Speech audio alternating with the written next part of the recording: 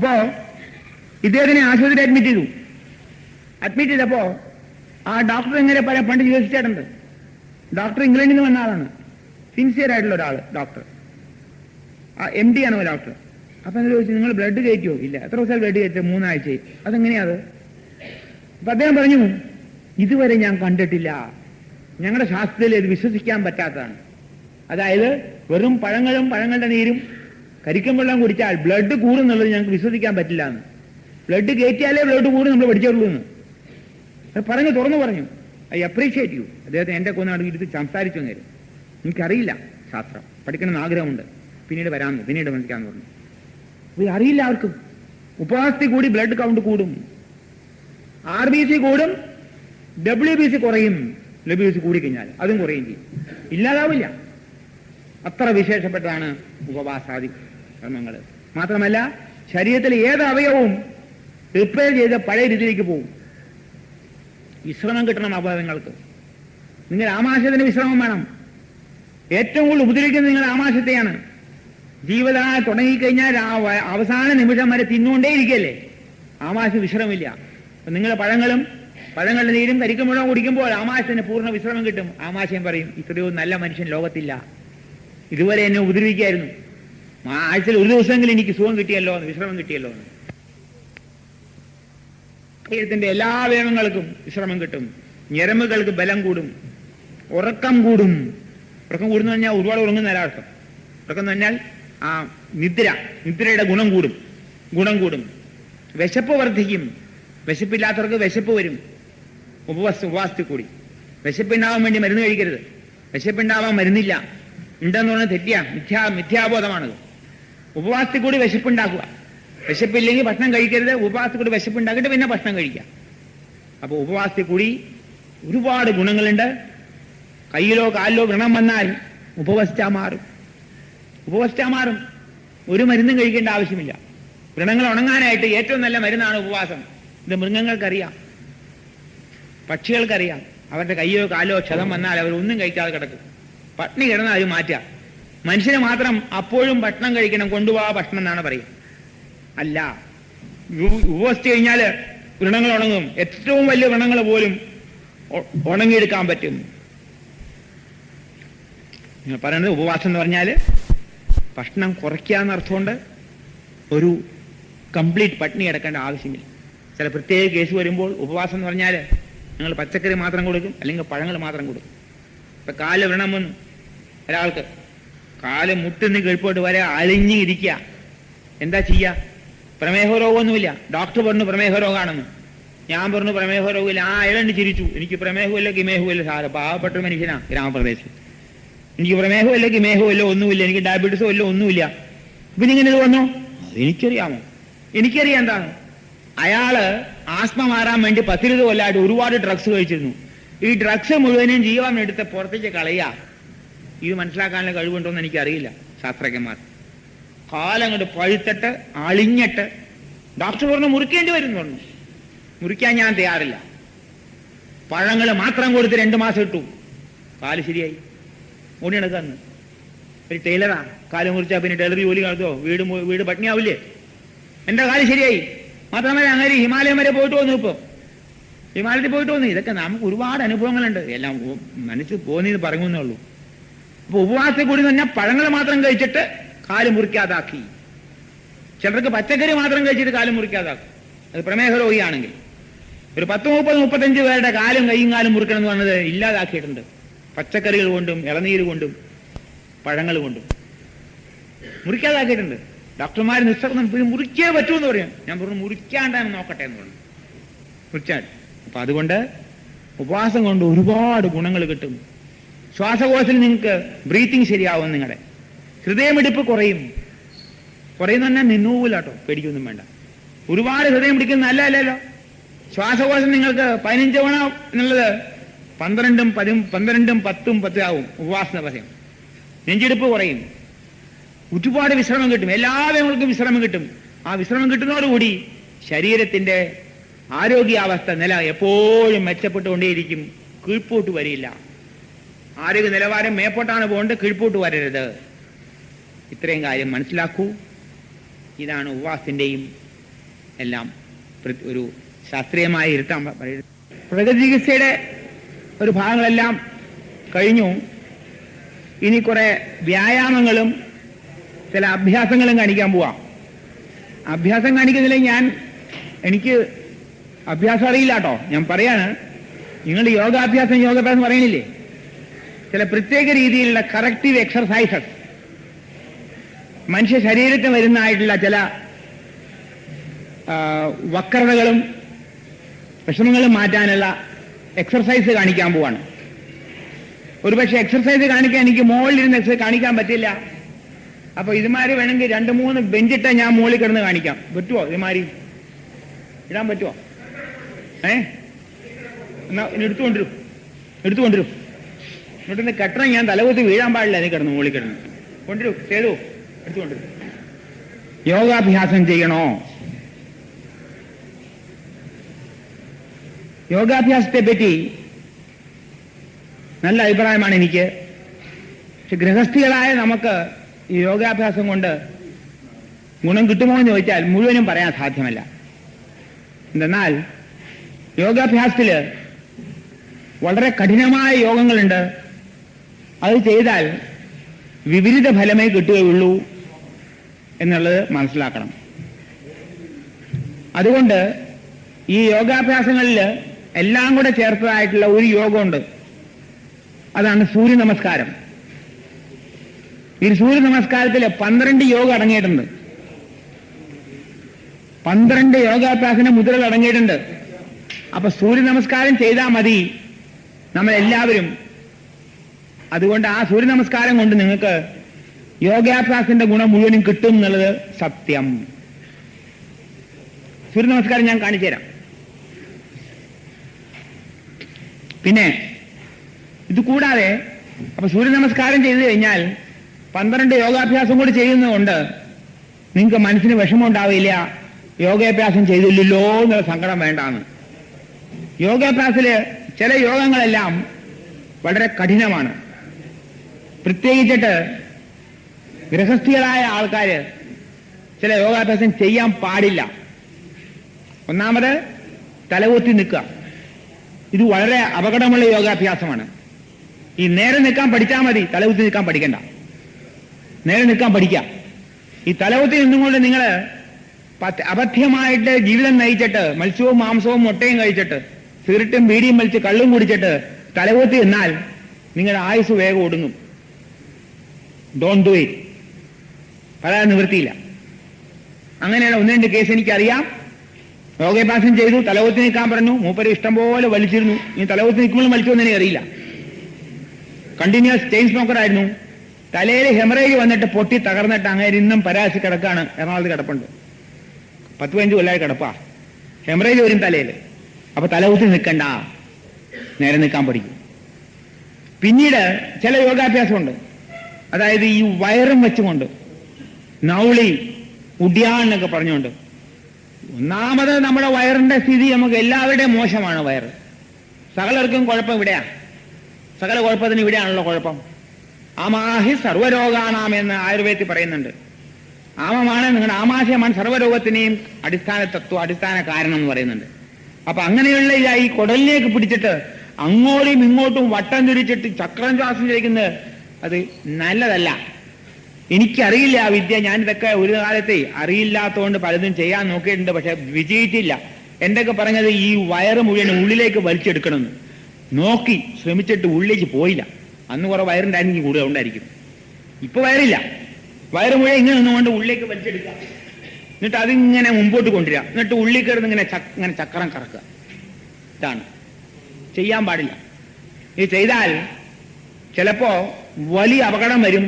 നിങ്ങൾ ഭക്ഷണം കഴിച്ചാൽ ദഹിക്കുകയില്ല. അപകടങ്ങൾ ഒരുപാടുണ്ടാവും. അതുകൊണ്ടത് വേണ്ട. ഇതുകൂടാതെ വേറെ ഒരു യോഗാസനമുണ്ട്, മയൂരാസനം. കഠിനമായ മയൂരാസനമാണ്. ഇതും വേണ്ട. അപ്പൊ മയൂരാസനം, തലകുത്തി നിക്കല്, ഉഡ്യാൻ, നൗളി, ഇതൊന്നും ചെയ്യാൻ പാടില്ല. ബാക്കിയുള്ള യോഗാസനങ്ങൾ പലതും ഉണ്ട്. സിമ്പിളായിട്ട് യോഗാസനങ്ങൾ. അത് വേണമെങ്കിൽ ചെയ്തോളൂ, വേണ്ടെങ്കിൽ വേണ്ട.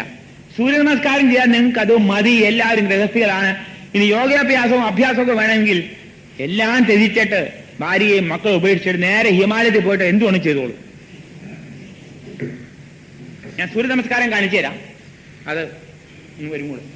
ഞാൻ വീണാലേ പിടിക്കണ്ടേ? വീഴില്ല, വീണാളല്ല, അങ്ങനെ എളുപ്പമൊന്നും വീഴില്ല.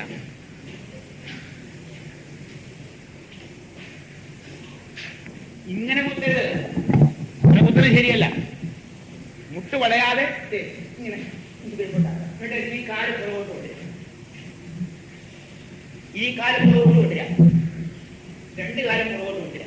ശരീരം ഒരു വടി പോലെ ആക്കും. ഇങ്ങനെ വളയരുത്, ഇങ്ങനെ വളയരുത്.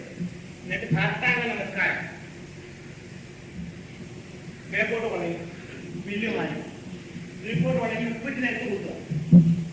ഇടത്തെക്കാലം മേപ്പോട്ട് എടുക്കുക, രണ്ട് കാലം കൊണ്ടു. ഇതാണ് സൂര്യ നമസ്കാരം. ഇതില് തെറ്റിതാലും ഗുണം കിട്ടും. മനസ്സിലായോ? തെറ്റിയാലും ഗുണം കിട്ടുന്ന, പേടിക്കണ്ട. ഇങ്ങനെ എടുത്തപ്പോ ഇങ്ങനെ വന്നു, കുഴപ്പമുണ്ടോ, ശ്വാസം എങ്ങോട്ടാ പോയെന്ന് അറിയില്ല. ചില സൂര്യ നമസ്കാരം പഠിപ്പിക്കുമ്പോഴേ ചില ആൾക്കാർ പറയും ഇങ്ങനെ എടുത്ത് മേപ്പോട്ട് എടുക്കുമ്പോൾ ശ്വാസം ഉള്ളിലേക്ക് എടുക്കണം, കീഴ്പോട്ട് എടുക്കുമ്പോൾ ശ്വാസം പുറകോട്ട് വിടണം. അപ്പൊ ഇങ്ങനെ ആൾക്കാരിങ്ങനെ ശ്രദ്ധിക്കും. ഓ, ഉള്ളിലേക്ക് കയറിപ്പോയി, രക്ഷ, കുഴപ്പമില്ല, പേടിയായി. നിങ്ങളെ ഒന്നും ശ്രദ്ധിക്കേണ്ട ആവശ്യമില്ല. നമ്മൾ എന്തെല്ലാം ചെയ്യുന്നു, ഭൂമിയിൽ എന്തെല്ലാം കർമ്മങ്ങൾ ചെയ്യുന്നു, കായികമായ പല അഭ്യാസം ചെയ്യുന്നുണ്ട്. എപ്പോഴെങ്കിലും നിങ്ങൾ ശ്വാസോച്ഛ്വാസം ശ്രദ്ധിക്കാറുണ്ടോ? Common sense അപ്രോച്ചാണ്. എന്നിട്ട് എന്തിനാ ഈ ആൾക്കാരെ വെറുതെ പറ്റിക്കാൻ വേണ്ടി ശ്വാസം അങ്ങോട്ട് എടുക്കണം ഇങ്ങോട്ട് എടുക്കണം പറയണത്?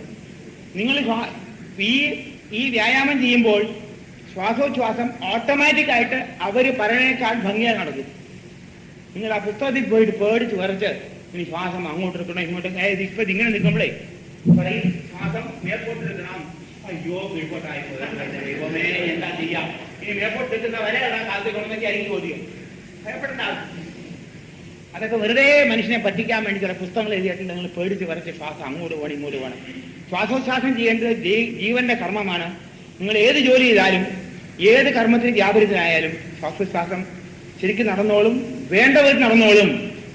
Don't worry. നിങ്ങൾക്ക് ഇങ്ങനെ എടുത്ത് മേപ്പോട്ട് പോകുമ്പോൾ കീഴ്പോട്ട് ശ്വാസം വരില്ല, അകത്തേക്കേ വരുള്ളൂ. അതുപോലെ ഇങ്ങോട്ട് വരുമ്പോൾ ശ്വാസം പുറത്തേക്കേ പോവുള്ളൂ. തീർച്ചയാണിത്, നോക്കിക്കോളൂ. അപ്പൊ ഒന്നും കൂടെ കാണിച്ചു തരാം, ശ്രദ്ധിച്ചോളൂ.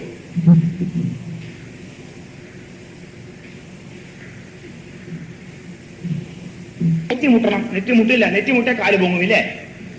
വയറധികമുള്ളപ്പോൾ നെറ്റി മുട്ടേ കാല് പൊങ്ങൂലേ? വയറൊക്കെ കുറച്ച് കുറയ്ക്കണം. ഇങ്ങനെ വയറുണ്ടാവാനല്ല ഭൂമി മനുഷ്യന്റെ പ്രകൃതി.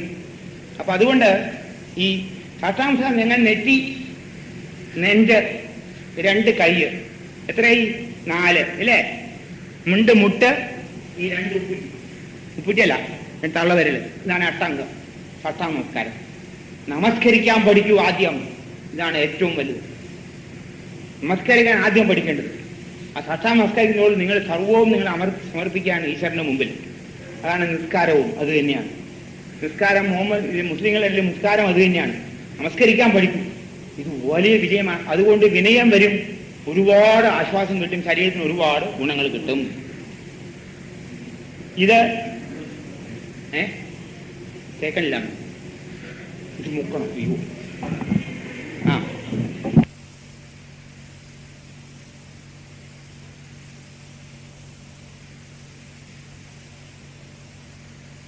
ചില കാര്യങ്ങൾ പറയാനുണ്ട്. അതായത് നമ്മുടെ ശരീരം നട്ടലിന് പുറകെ നോക്കിയാൽ ഒരു വരമായിരിക്കണം. മനസ്സിലായില്ലേ? ഈ പുറകെ നോക്കുമ്പോൾ ഈ നട്ടലിന് വളവ് പാടില്ല, ഇങ്ങോട്ടും വളവ് പാടില്ല, മുമ്പോട്ടും പുറകോട്ടും പാടില്ല. ചിലർക്ക് ഇങ്ങനെ മുമ്പോട്ട് വളയും ചിലര്. അതിന് ലോർഡോസിസ് എന്ന് പറയും ഇംഗ്ലീഷിൽ. ചിലർ ഇങ്ങോട്ട് പറയും, ഇങ്ങോട്ട് കുനിഞ്ഞു നിൽക്കും. ചിലർ വളരെ നിൽക്കും ചില ആൾക്കാർ. അതിന് കൈഫോസിസ് എന്ന് പറയും. ചിലപ്പോൾ ഇങ്ങോട്ടുണ്ട്, അതിന് കോളിയോസിസ്. ഇതിനിങ്ങോട്ട് കോളിയോസിസ്. രണ്ടെണ്ണം, ലെഫ്റ്റ് ആൻഡ് റൈറ്റ്. ഇത് നട്ടലിന്റെ കുഴപ്പമാണ്. നട്ടല് നേരെയുള്ള ആൾക്കാർ ഇന്ന് കാണില്ല. ഒന്നാമത് നട്ടല് ചിലപ്പോൾ വാഴപ്പിണ്ടി ആയിരിക്കും, അത് വേഗം ഒടിഞ്ഞു പോകും. നട്ടല് നേരെ നിൽക്കണം, നേരെ നടക്കണം, നേരെ നടക്കണം, നേരെ ഇരിക്കണം. സകലവരും കസേരയിരിക്കും. നോക്കിയിട്ടുണ്ടോ? ഇരുന്ന ഉടനെ ഒരു വളവ് ഇല്ലേ? നോക്കിയിട്ടുണ്ടോ? കണ്ടിട്ടുണ്ടോ? ഇരുന്ന ഉടനെ ഒരു വളവ്, ഇവിടെ ഒരു വളയും. ഈ നട്ടലിൽ ഇവിടെ വളവ് വന്നാൽ അത് ഇവിടുത്തെ വേദന ഉണ്ടാവും. അപ്പൊ നട്ടലിന് ഒരുപാട് വിഷമം വരുമ്പോൾ അത് രോഗമായിട്ട് മാറും, ജീവിതകാലം മുഴുവൻ കഷ്ടപ്പെടും. അതുകൊണ്ട് നട്ടല് നേരെയാക്കാനുള്ള വഴിയുണ്ട്. അതാണ് കുട്ടികളെ പ്രസവിച്ച ഉടനെ കമത്തി കിടത്തണം. അയ്യോ കുഴപ്പമായില്ലേ? പ്രസവിച്ച ഉടനെ കമത്തി കിടത്തു കുട്ടികളെ, ഒരു കുഴപ്പവും വരികയില്ല, ശ്വാസം മുട്ടൊന്നുമില്ല. നിങ്ങളും രാത്രി കമന്നാണ് കിടക്കേണ്ടത്, മലന്നല്ല. ഭൂമിയിൽ സർവ്വ ജീവജാലങ്ങളും കമന്നാ കിടക്കണേ. ചത്ത് മലയ്ക്കാ ചെയ്യുക അല്ലേ? അതോ ചാവുമ്പോ മലയ്ക്കല്ലേണ്? ചത്തു മലയ്ക്കില്ല പറഞ്ഞത്. നമ്മളും മരിക്കുമ്പോഴാണ് മലന്ന് കിടക്കേണ്ടത്. അതിനാണ് ശവാസനം എന്ന് പേര് കൊടുത്തത്. ഈ യോഗാസനക്കാർ ഇട്ട പേര് ശരിയാ, ശവാസനമാണ്. എപ്പോഴും ശവാസനത്തിൽ കിടക്കണോ? ശവാസനം പറഞ്ഞാൽ ശവാസനമാണ്, ശേഫാനാണ് കിടക്കേണ്ടത്. കിടക്കേണ്ട ആവശ്യം എന്താ? ശിവാസനം ചെയ്യൂ, ബ്യൂട്ടിഫുൾ ആസനം. ശിവൻ എന്ന് പറഞ്ഞാൽ ഈശ്വരന്റെ പേരല്ലാതെ. ശിവൻ എന്നുള്ള സംസ്കൃതത്തിന്റെ വാക്കിനർത്ഥം ബ്യൂട്ടിഫുൾ ആസനമാണ്. കമന്ന് കിടക്കൂ, നട്ടലിന്റെ ഇത് മാറ്റൂ, സർവ്വരോഗവും മാറും. കമന്ന് കിടക്കാൻ നോക്കാൻ ശ്രമിക്കണം. കമന്ന് കിടക്കാനാണ് വിധി. പക്ഷെ ഇന്ന് കമന്ന് കിടക്കാൻ വയ്യാതെ വയറുള്ളതുകൊണ്ട് വൈദ്യന്മാര് പറയും ഇടത്തോട് ചിരിഞ്ഞ് നടക്കൂ, വലത്തോട് ചിരിഞ്ഞ് നടക്കൂ എന്ന് പറഞ്ഞു. എന്നുവെച്ചാൽ ഈ വയറുള്ളതുകൊണ്ട് കമന്ന് കിടക്കാൻ പറ്റില്ല. എല്ലാവർക്കും വയറാണ് പ്രിയം അല്ലേ? ഏറ്റവും കൂടുതൽ വലിയ വയറുണ്ടെങ്കിൽ ആ വയറും ഞാൻ ചുമക്കൊണ്ട് നടക്കും എല്ലാവരും. നോക്കിയിട്ടുണ്ടോ? ഈ കുടവയറിൽ ആൾക്കാരെ നോക്കിക്കോളൂ, സൂക്ഷിച്ച് നോക്കിയാൽ മതി. ചിലവരിങ്ങനെ എവിടെങ്കിലും ഒരു മൂളിക്ക പോയിരുന്നു ഇങ്ങനെ വയറിനിങ്ങനെ. പക്ഷെ സന്തോഷം വേറൊന്നുമില്ല. ഇത്ര നല്ലൊരു വയറ്, എന്തെല്ലാം കഴിക്കാൻ എനിക്ക് സന്തോഷമാണ്. ചെറിയ വയറാണെങ്കിലോ തടവാൻ പറ്റില്ലല്ലോ. അപ്പോ ആ വയറ് കുറയ്ക്കാൻ നോക്കണം. എന്നാൽ കമന്ന് കിടക്കാൻ പറ്റും. കമന്ന് കിടന്നാൽ നട്ടലിന്റെ പല രോഗങ്ങളും മാറും, തനിയെ മാറും. നട്ടലിന്റെ ഈ നടുവേദനയൊക്കെ തനിയെ മാറും കമന്ന് കിടന്നാൽ. പ്രധാനമായ ഒരു എക്സർസൈസാണത്, കമന്ന് കിടക്കാന്നുള്ളത്. ഒരു പക്ഷെ കമന്ന് കിടക്കാൻ ചിലർ ചോദിക്കും, കമന്ന് കിടന്നാൽ എങ്ങനെ കിടക്കണം? കമന്ന് എങ്ങനെയാ കിടക്കണമെന്ന് ഞാൻ പറയണോ? നിങ്ങൾ മരുന്ന് കിടക്കുമ്പോൾ എങ്ങനെ കിടക്കണം പറയാറുണ്ടോ? കമന്ന് കിടക്കുമ്പോൾ ഉടനെ ചോദിക്കും ഇങ്ങനെ കിടക്കണോ, മൂക്ക് ഇങ്ങനെ വെക്കണം. ഇങ്ങനെ കിടക്കാൻ പറ്റുമോ? മൂക്ക് വെച്ചോണ്ട് ഇങ്ങനെ തല വെച്ചോളൂ, അല്ലെങ്കിൽ ഇങ്ങനെ വെച്ചോളൂ. ഇനി കൈ എവിടെ ഇരിക്കണം? നിങ്ങൾ കിടക്കുമ്പോൾ കൈയും കാലും എവിടെ ഇരിക്കണമെന്ന് ഞാൻ പറയണോ? ഇതൊക്കെ ചോദിക്കാറുണ്ട് ആൾക്കാർ. ഈ കമന്ന് കിടക്കാൻ പറയുമ്പോൾ 100 ചോദ്യമാണ്. മലയാളിയല്ലേ? കൈ എവിടെ വെക്കണം? കൈ ഇങ്ങനെ വെക്കണോ? കൈ ഇങ്ങനെ വെക്കണോ? കൈ ഇങ്ങനെ വെക്കണോ? എവിടെ വേണമെങ്കിൽ ഇരിക്കട്ടെ. ഉറങ്ങുന്ന സമയത്ത് നിങ്ങളുടെ കൈയും കാലും എവിടെയാ നിങ്ങൾക്ക് അറിയാമോ? അത് ഇഷ്ടംപോലെ ആയിക്കോട്ടെ. കമന്ന് കിടക്കാൻ ശ്രമിക്കൂ. കുട്ടികളെ കുട്ടികളും ജനിച്ച ഉടനെ കമത്തി കിടത്തിയാൽ കൂടുതൽ ഗുണം കിട്ടും. അവരുടെ വളർച്ചയ്ക്ക് വളരെ സഹായമാവും. ഗർഭപാതി കിടക്കുമ്പോൾ നട്ടല് വളഞ്ഞായിരിക്കണം അല്ലേ? അപ്പൊ അത് നീർക്കണം. അത് വേഗം നിർത്തി കഴിഞ്ഞാൽ അവരുടെ വളർച്ചയ്ക്ക് വളരെ സഹായമായി നിൽക്കും. അവർ എണീറ്റ് നിൽക്കുന്നവരെ ആ നീർത്ത് മാറില്ല. അപ്പൊ അതുകൊണ്ട് കമത്തി കിടത്തിക്കഴിഞ്ഞാൽ അവരുടെ വളർച്ചയ്ക്ക് വളരെയധികം പ്രയോജനമുണ്ട്. ഞാൻ ചെയ്തിട്ടുണ്ട്. ഇതൊക്കെ പഠിച്ചേ പിന്നെ എൻ്റെ 4ാമത്തെ പെൺകുട്ടിയെ ജനിച്ചിട്ട് 1 മാസം കഴിഞ്ഞാണ് ഡൽഹിക്ക് കിടത്തി ഞാൻ കമത്തി കിടത്തി. അപ്പത്തേക്കും ശ്രീമതി അയ്യോ എന്ന് പറഞ്ഞു. ഞാൻ പറഞ്ഞു എന്താ പറ്റി? അയ്യോ ഒന്നുമില്ല. കമത്തി കിടത്തിയ ഉടനെ കുട്ടി കൈയും കുത്തി തലയങ്ങ് പൊക്കി. പേടി എന്താ? തലപ്പൊക്കുന്നല്ലേ? കുട്ടിയുടെ ശ്വാസം മുട്ടുന്നല്ലേ പേടി? കമത്തി കിടത്തുന്ന കുട്ടി, ആ കൊച്ചുകുട്ടി 1 മാസമായാലും കുട്ടി കൈ കുത്തി തലയങ്ങ് പൊക്കിയപ്പോ സമാധാനമായി ശ്രീമതിക്ക്. ആവൂ, ഏതായാലും ശ്വാസം മുട്ടില്ല. അങ്ങനെ ആ നട്ടല് നേരെയാക്കി. നട്ടല് നേരെയാക്കിയെടുത്താൽ സർവ്വരോഗവും മാറും. യു വാണ്ട് മാൻ. സ്വാമി വിവേകാനന്ദൻ പറഞ്ഞത് ശ്രദ്ധിക്കൂ. We want men with muscles of iron, nerves of steel and a backbone made of thunderbolt. വളരുതെന്ന്. മസിൽസ് ഓഫ് അയേൺ, ഇരുമ്പ് കൊണ്ടുള്ള മാംസപേശികള്, ഉരുക്കുകൊണ്ടുള്ള ഞരമ്പുകള്, ഇടിവെട്ട് കൊണ്ടുള്ളതായിട്ടുള്ള നട്ടല്. എന്താ അർത്ഥം? ആരെങ്കിലും വളയരുതെന്ന്. മനസ്സിലായോ? അദ്ദേഹം കാണിച്ചു തന്നു. ആ ചിക്കാഗോയിൽ പോയിട്ട് ഇങ്ങനെ നിന്നപ്പോഴത്തേക്കും സകലവരും ഹർഷാരവൻ തന്നെയായിരുന്നു. Brothers and sisters of America എന്ന് ഇങ്ങനെയല്ല പറഞ്ഞു. Brothers and sisters of America എന്നല്ല പറഞ്ഞു. ഇങ്ങനെ എന്നാ പറഞ്ഞേ? ആ നിപ്പുകൊണ്ട് തന്നെ എല്ലാവരും കീഴടക്കി. ലോകം മുഴുവൻ കീഴടക്കി അദ്ദേഹം. സ്നേഹം കൊണ്ടാണ് അവരെ ബ്രദേഴ്സും സിസ്റ്റേഴ്സും പറയാൻ തോന്നി. ഈ നട്ടല് വളഞ്ഞവർക്ക് ഒന്നും തോന്നുന്നില്ല. നട്ടല് നേരെ നിൽക്കണം എപ്പോഴും, ഒരിക്കലും നിൽക്കരുത്. നടക്കുമ്പോൾ പോലും നടക്കാൻ നോക്കണം. മഹാത്മാഗാന്ധിയുടെ ദണ്ഡി മാർച്ച് കണ്ടിട്ടുണ്ടോ? സിനിമ, ഗാന്ധിയുടെ ഫിലിം കണ്ടില്ലേ? കണ്ടോ അങ്ങനെ നടക്കുന്നത്? ഇങ്ങനെ നടക്കണം. നട്ടല് വളഞ്ഞിട്ടല്ല, ധൈര്യമായിട്ട് നിന്നാല് അതാണ് ഏറ്റവും വേണ്ടത്. ആ നട്ടലിൽ ഒരിക്കലും വളവ് വരാൻ പാടില്ല. അതുകൊണ്ട് നട്ടലിനെ സംരക്ഷിക്കാന്നുള്ളത് പ്രധാന കർമ്മമാണ്. ഇനി നട്ടലിന് പല വിഷമങ്ങളും വരും. ഒന്നാമത് ഈ നട്ടലിന് ഇവിടെ ഇങ്ങനെ വേദന വരിക. എല്ലാവർക്കും ഉള്ളതാണ്. അത് ഈ ആഫീസിൽ ഇരുന്ന് നട്ടല് വളഞ്ഞിരിക്കാം. ആ കസേരപ്പുറത്ത് ഇരുന്ന് ഒരു വളവ് വരും. മാത്രമല്ല, നമ്മൾ കിടക്കുന്നത് എല്ലാവരും മലന്ന് കിടക്കണേ. മലന്ന് കിടക്കുമ്പോൾ നട്ടലിന് ഒരു വളവ് വരും. അത് നിങ്ങളുടെ ഫോം ബെഡാണെങ്കിൽ കുഴപ്പമാണ്. ഫോം ബെഡില്ലേ, ഇന്ന് കണ്ടിട്ടുണ്ടോ? എന്താണല്ല പില്ലോ മറ്റേതാ മറിച്ചുകൊണ്ടുള്ളത്, കയറുകൊണ്ടുള്ളത്. അപ്പൊ അത് കിടന്നു കഴിഞ്ഞാൽ നിങ്ങൾ നട്ടലിന് ചെറിയൊരു വളവ് വരും. ഇങ്ങനെ ഒരു വളവ് വരും. ആ വളവ് വന്നാലും ഇവിടെ വേദന വരും. അപ്പൊ രാത്രി കമന്ന് കിടന്നാൽ വേദന മുഴുവനും മാറും. ഈ നട്ടലിന്റെ വേദന മുഴുവൻ മാറും. പിന്നെ ഇത് കൂടാതെ നട്ടല് ശരിയാക്കാനായിട്ട് ചില എക്സർസൈസ് കാണിച്ചു തരാം, നോക്കിക്കോളൂ. ആർക്കെങ്കിലും ഈ നടുഭാഗത്ത് വേദന ഉണ്ടെങ്കിൽ എല്ലാവർക്കും ഇനി എന്തൊക്കെ പ്രത്യേകം പറഞ്ഞെന്ന് പറയരുത് കേട്ടോ. പലരും ചോദിക്കാറുണ്ട്, എന്തൊക്കെ പ്രത്യേകം പറഞ്ഞില്ലല്ലോ സാറേ, 300 പേർക്ക് ഒന്നിച്ചല്ലേ പറഞ്ഞെന്ന്. എല്ലാവർക്കും വേണ്ടിയാ പറഞ്ഞത്. നട്ടല് നേരെ ആയിട്ട് ആൾക്കാർ ആരും ഇല്ല ഇന്ന്. എല്ലാവരുടെയും നട്ടല് ഈ നടുവേദനയും കൊണ്ടാ വന്നേക്കണം. എന്തൊക്കെ വരുന്നവരിൽ ഒരു 50% ആൾക്കാർ നടുവേദന എന്ന് പറഞ്ഞാൽ വന്നു. നടുവേദനയും ഗ്യാസ് ട്രബിളും ഇല്ലാത്ത മലയാളി ഇല്ല. ഈ മലയാളിക്ക് ഒരു കുഴപ്പമുണ്ട്, അവന് എപ്പോഴും ക്ലർക്കിന്റെ ജോലിയാണ് ഇഷ്ടം, അല്ലേ? വേറെ ഒരു ഇഷ്ടമില്ലല്ലോ.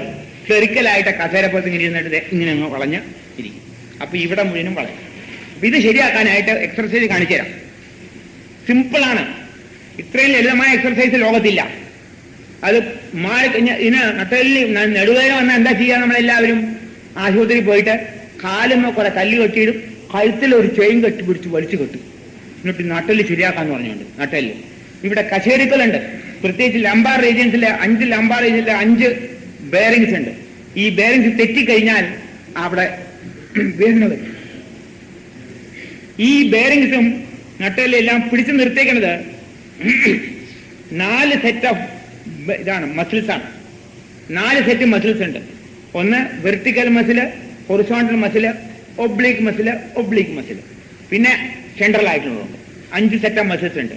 ഈ മസിൽസ് ആണ് ഈ നട്ടലിനെ പിടിച്ചു നിർത്തിയേക്കുന്നതും നട്ടലിന്റെ കശരുകളും പിടിച്ച്. മനസ്സിലായില്ലേ? ഇങ്ങനെയുള്ള muscle vertical muscle, horizontal muscle, oblique muscle, central muscle. ഈ 6 സെറ്റ് ഓഫ് മസിൽസ് ആണ് ആ നട്ടലിലെ ഓരോ കശൂരിനെയും പിടിച്ചു നിർത്തിയേക്കുന്നത്. ഇത് മനസ്സിലാക്കണം. ഇതാണ് ബോണിന്റെ അവസ്ഥ. അപ്പൊ ഈ കശേരുകള് ഇങ്ങനെ നേരെ നിൽക്കും. പക്ഷെ ഇതിന്റെ ഇടയ്ക്കുള്ള ബെയറിംഗ് ചിലപ്പോൾ തെറ്റി മുമ്പോട്ട് പോകും. അത് ഈ മസിൽസ് വീക്ക് ആകുമ്പോഴാണ്. മസിൽസ് വീക്കായ കശേര് തെറ്റും. കശേര് തെറ്റല്ല, ഈ ബെയറിംഗ് തെറ്റിയുമ്പോൾ അത് പോയിട്ട് നമ്മുടെ ഈ ഞരമ്പുകളുടെ മുകളിൽ പ്രസ് ചെയ്യും. അതാണ് നമുക്ക് വേദന വരുന്നത്. അങ്ങനെ ഒരു ഞരമ്പിന്റെ മുകളിൽ പ്രസ് ചെയ്യുമ്പോഴാണ് ഷിയാറ്റിക്ക പെയിൻ. കേട്ടിട്ടുണ്ടോ? അനുഭവിച്ചിട്ടുണ്ടോ? എല്ലാവരും കൂടെ കാലിലിങ്ങനെ ഭയങ്കര വേദന, അല്ലെങ്കിൽ ഈ കാലിൽ, അതായത് ഈ ഭാഗത്തെ ഈ കിഴ്പോട്ട് പോകുന്ന ഷിയാറ്റിക്ക നെർവിന്റെ മുകളിലുള്ള പ്രഷറാണ്.